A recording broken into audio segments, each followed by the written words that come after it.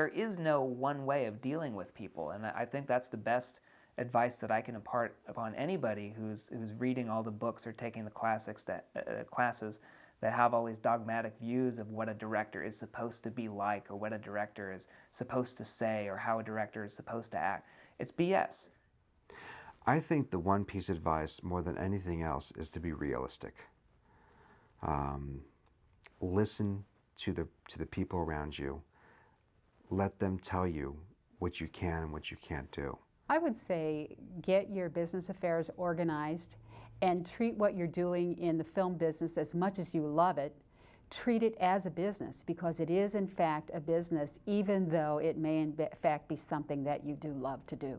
If you're looking for a 9-to-5 job, don't get into filmmaking. You will not find it. There are wonderful, brilliant filmmakers who are doing work with their home video cameras on their home computer.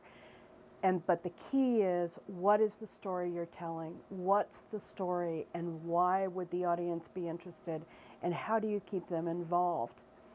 And that's the thing that really makes the difference.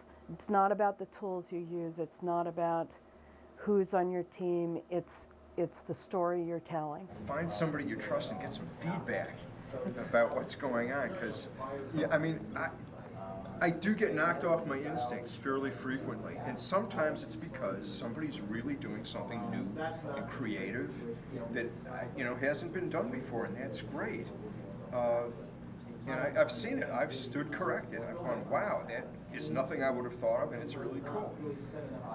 But some other times you're going off the deep end. You have to find a way of knowing. I think it's very important to have good production stills that are clear, that are, really interesting image, because these are the things that are going to be picked up and published in the newspapers. I found that the people who had the best stills were the people who were covered in the press the best. Don't scream at people. There's no need for that. They're not going to work any faster. They're not going to work any harder if you scream at them. Your frustration is not to be let out on the people under you. I would make sure that I had shot more extra footage, what they call the squirrel in the tree shot. Lots of times when you're on location, you have two people sitting down at a table, you shoot one, you shoot the other, maybe you shoot a master shot.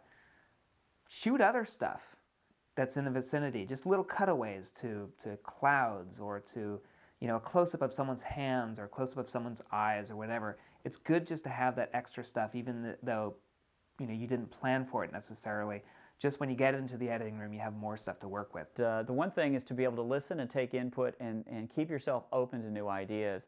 Just because you've always thought it should go this way, maybe that's not the best. Maybe it is the best way, but always stay open to other opportunities, because you might pleasantly be surprised. Because I believe that filmmaking should be kind of a collaborative process, and that you're going to get the best of all of your creative people to put their own into the film.